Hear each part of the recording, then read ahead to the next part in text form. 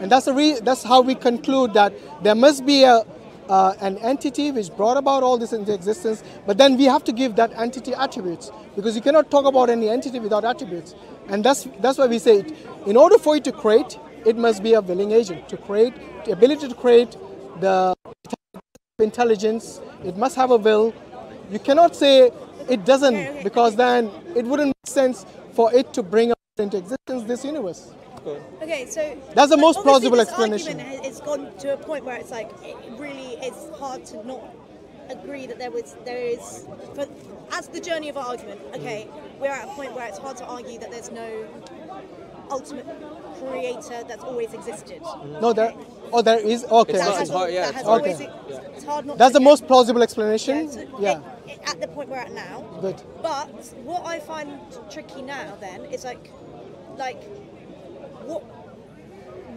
What is that being? Like, what is that? Is what? Like, because like I accept that loads of things can't be explained in our world, in our like things are so nuanced and crazy, and sometimes you can't explain things. But some things we can explain quite well, and even if we're wrong, we'll science is evolving. Like no, that's But I've never had anyone say an explanation to me of like what scientifically, or not even scientifically, I don't care about science, but like what even is that being? Like, is it energy? What is it? Okay, so are you asking what it is made of? Yeah, what's it made of? Okay. And what does it look like? Now you see. And how does it will? Yeah, where does the will come from? Because we know will comes from our brain normally. No? Not really. You can be willing. So if you say your heart, for example, could be heart, could be your brain. Comes from a human being. So all of that, animal, all of it goes back to your consciousness. All of this, including your will. Okay? If you're conscious, only then you can willingly do something. Okay. Okay, if you're unconscious, if you're willing, I don't know, metaphorically, you can't do anything. So it goes back to your consciousness. And then we believe that God, because now I'm using the term God for the first time in case you didn't notice, because we have come to the conclusion that this being is intelligent, has the ability to create at least three things. And the other thing is it's uncreated, because otherwise it would be contingent. So it is a necessary being in this case, and the necessary being at least has these qualities, these minimal qualities at least. Now, when we look at the Quran, we know that this being is able to communicate with us. Okay, so it didn't just create us and then say, yes, go about your daily life as you wish. No, it is able. If God is able to create the universe, is able to communicate with us, and this is where we. Why isn't it easier to communicate with them? Why is it? Sorry, why is it? Why isn't it easier for us to communicate? Why is it a question?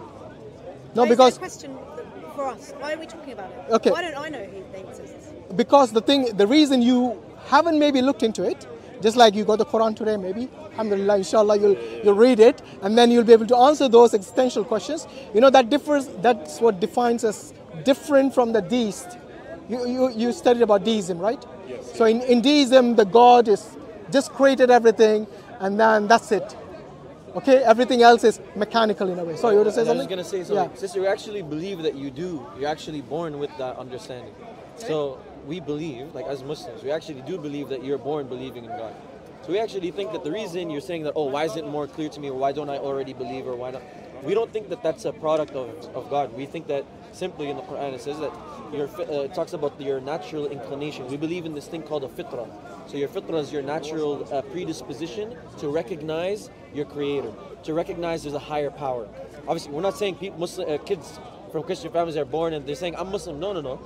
There's this inclination inside us. So it's like a longing, like a yearning, like a spiritual fulfillment that we require to connect with our creator. And this is something actually that they've done studies. Extremely subjective. Yeah, no. So that's what I was just going to tell you. This is actually something that isn't subjective, that they've done studies on at Oxford University. Justin Barrett has a famous study about it. Basically, they've done studies on children that come from atheistic backgrounds, from countries that are more secular and atheistic. And basically, they've seen that these children, from a young age, they have this natural inclination to recognize there's a divine higher power of some sorts. And what's interesting is he also cites the fitrah as a conception that the Muslims believe that human beings are actually born. What do we really think this is? God who created you, like He created everything else with a purpose, created you with a purpose, and left in you a signature, kind of a way to, like a signature of the Creator. It's like a longing or yearning for the one who created you. But what happens is what? I want to land for your point, because your point is a good point. Why? Like, it's a good question. Like, why don't we have this? What happens is we're born, and this is also mentioned in the Quran. When we're born on this natural fitrah, and then what happens is our parents, change our beliefs, and obviously from beyond our parents, our socialization. So when we study in sociology, there's primary socialization, secondary socialization. Primary is your family, your home. And then secondary is when you leave the house, you get educated, and we're in a secular, really pushes away religion. That's really capitalistic, that's materialistic. So it pushes all these things on you, and it preps you to be a 9-to-5 worker. It tells you the things that are worth pursuing in life are things that are mostly hedonistic, and things that serve the capitalist interest, which is basically being a productive member of the economic part of society. So it doesn't give you value in, don't spend time like searching for your purpose, or searching for whether God created you, or fulfilling these spiritual answers. That has no economic benefit for the system, the capitalist system we're living in. So it pushes away these things, and you get socialized. And by the way, not just you, all of us, we all get socialized into this. And what happens is your fitrah becomes veiled. So we believe the fitrah could be unveiled and veiled and clouded, basically. So when you go through all of this, your fitrah gets veiled. And when you start now looking into... I have a deep yearning of in me, which is not really to do with a belief in a higher being. It's to do with like appreciation of like the amazingness of the world and life, and also I'm not a 9-to-5 person. I want to like be a traveller. It's not really like I'm within this. So you're already breaking away from your socialization in one way. I'm within this socialization, but I don't. I know what you're talking about with this inner inbuilt, whatever this study has proven. It's a natural inclination, a disposition. But I don't. I think that study you can't really like prove it's it. Not one, by the way. Those people, all those children. Yeah. Have been within some kind of socialization themselves. Like I used to write in my diary about a god. Yeah. No, so I'll explain to you. So generally speaking, like, or it could be your inner, natural disposition, which you didn't realize is actually making you think about. You asking these questions about and wondering about the nature around you. Actually, that itself is from the fitrah. Because you're asking these existential questions. Where did all this come from? Just 1 second. I want to your point about two points. You mentioned gratefulness and appreciation, and you mentioned the point about the studies. So these studies are peer reviewed. So I don't want to get into a back and forth about like how valid it is. If they're peer reviewed, they're peer reviewed. Like that's what it is. And it's not one. There's a lot of studies, and in fact, the popular. Sorry, I just want to go back to what did the study try to prove again? It's showing that generally human beings are born with a natural inclination, a natural yearning, and a natural belief to recognize a creator. Like basically, what is the conclusion? And this is a lot in the psychology of religion. You can look into the psychology of religion. They have some literature on this stuff. It's basically actually atheism is not the default position. In fact, it's believing in God. Atheism is actually an acquired position, they call it in the literature. So why? Because atheism is a positive denial of something that we generally as human beings believe if someone was born just on like a desert island, never met another person ever again. Yeah, they would believe in a creator. You think, but okay, a creator or God? No, they would because we believe God is the creator. So it's not. So it's the same thing. Yeah, it's the same thing for us. But not just if you look at all the ancient civilizations, I personally don't think one would believe it. Let me tell you how. Actually, there's a whole range of arguments in philosophy, ontological arguments, a priori arguments. There's also teleological arguments. All would work on an island. So ontological argument, you just from a priori principles prior to experience. Just through contemplation of concepts and things, you get to a rational conclusion that God exists. Teleological. A priori reasoning. A priori is pre-experienced reasoning. Yeah. So basically, if you're on an island, you could just through contemplation on just reason, like you try to reason your way to God through contemplation. This is something that philosophers use. There's actually discussions about people on islands. Can people on islands get to God? Are you breathing? Yeah, of course. And because look, if you look at brother, just one second. If you look at all the ancient civilizations, you will say they worship something or the other. Whether it's stones, whether it's something which is being which they don't give a form to, they always gravitate to believe or worship something.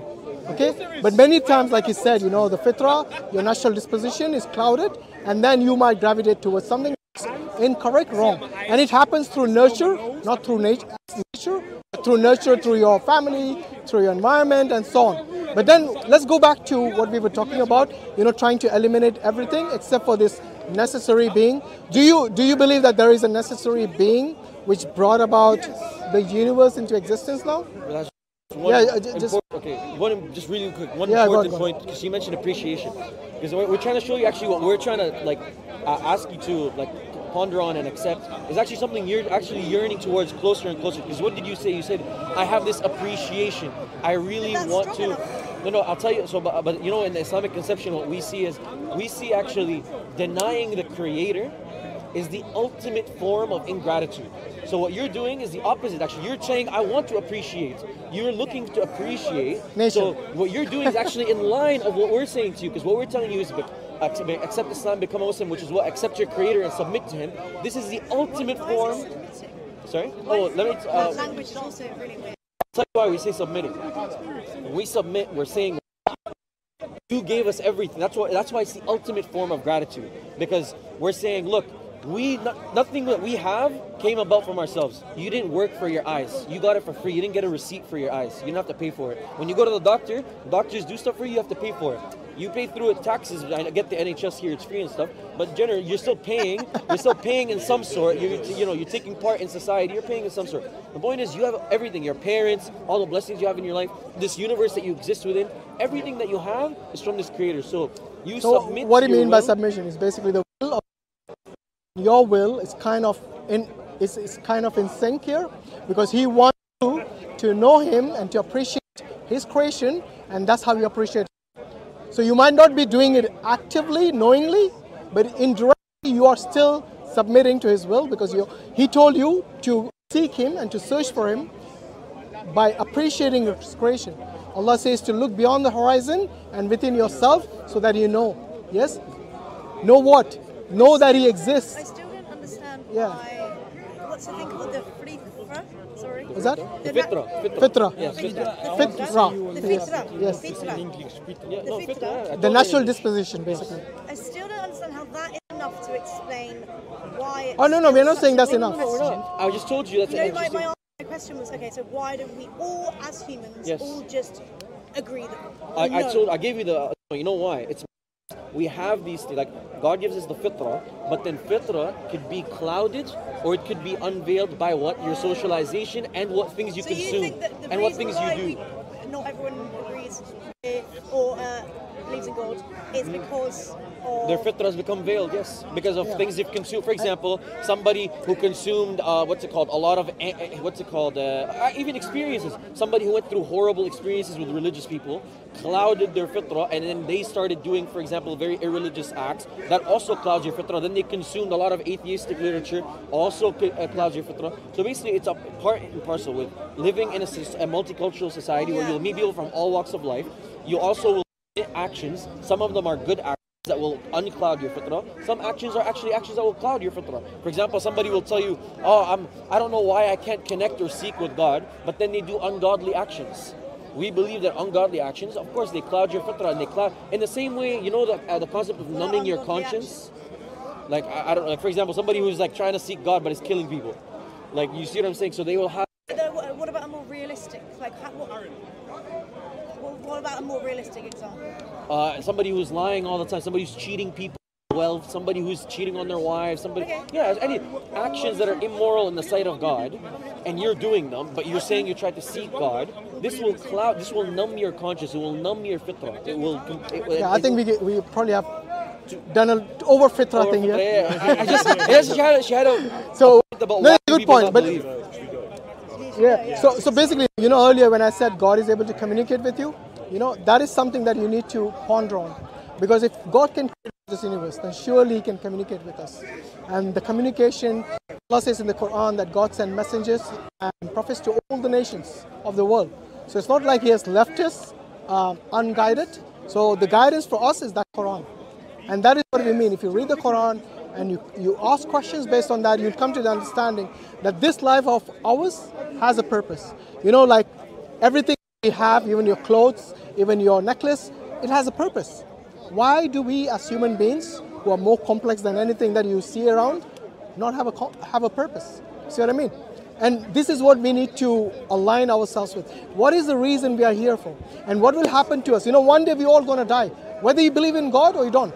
Yes? Whether you're a strong believer or you're completely the opposite, you know. The question is this. If we die, and we know we're going to die, not if, certainly when we die, yes, the question Do you think we could still live because we don't know? Say again? You think we could maybe not die because we don't? No, but even in future. Yeah, I know, but You believe before, you don't know the future. yeah, I know. Even scientists, trust me, even if they go future, at best they're thinking about extending your life, not making you eternal. Right. Because I don't think anybody wants to live eternally. Not quite that. You know what I mean? Can you imagine that? Okay, so We're gonna die. imagine you die, yes, and then there really is God, and there really is an afterlife, and you have to have accountability for everything that you did in this world. Yes. Now you tell me, who has taken the big risk? The ones who are prepared for the afterlife, or the one that maybe there's a God, maybe there's an afterlife, we don't know, and we'll live our life the way we want? Tell me who's taking the bigger risk. You see what I mean? Well, I'm happy to take the risk. No, I'll tell you why you're not. You This is wouldn't. something People say. I'll tell you why. You haven't thought it through. Okay, last You haven't why thought you're it not- through, that's Let why. me tell you why you're not happy to take the risk. Because what we're asking you to do is an investment, yeah? We're asking you to take a reasonable amount of your time in a finite life to actually investigate what could possibly happen I to will you keep in an investigating. infinite afterlife. See the point? So you really, as somebody who's grown up in Western society and stuff, we really care about being happy, I right? can't wait to Right? come back to life and be like, fuck. No, it's right. seriously. If you No, but you know, for you taking the risk, it's basically like you saying that I got a test in a week's time, but then I'm not going to prepare for it. I'll take my chances. But I don't know That's if exactly what you're doing. And not just that, you really care about having a happy life, right? In this life. Do you care about having a happy life?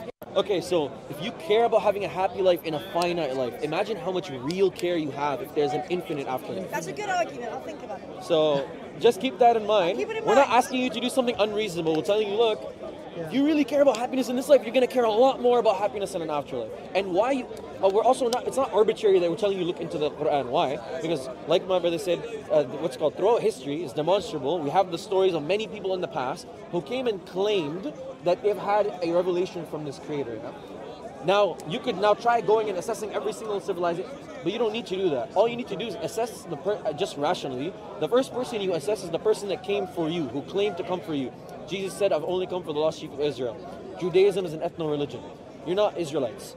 The only prophet that you could look at historically that said, I've come as a mercy to mankind until the day of judgment is the Prophet Muhammad, peace be upon him, and he says that the final revelation is the Quran. So rationally, this is the first thing you'd investigate. So we're not saying it's arbitrary, just because we're Muslim, investigate the Quran. It's like, no, it's like, if we were in the time of Jesus, we'd be followers of Jesus. We wouldn't be Christians though, because Christianity is something that came a little after. Jesus wasn't walking around saying he was a Christian. So same with Moses, the term Judaism came after Moses. I think one way to shortlist, because obviously we don't have the lifetime to go and investigate every religion. So what I normally say is that shortlist the religions which claim to be monotheistic. You know, because if you have more than one God, you'll have problems, you'll have chaos, isn't it? Like if one God You can go says... into more there. Yeah, I didn't know. Lovely. Thank you. Anyway, thanks for your time and look into the Quran. Yes. Brisbane, yeah.